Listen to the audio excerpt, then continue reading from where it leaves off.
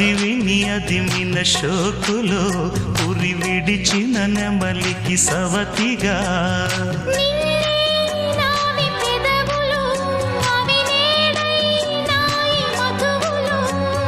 రెండు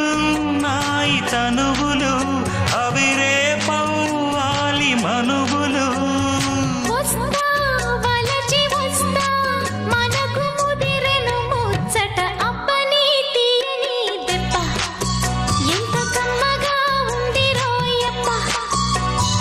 అమ్మ నీనున్న నీ బుగ్గ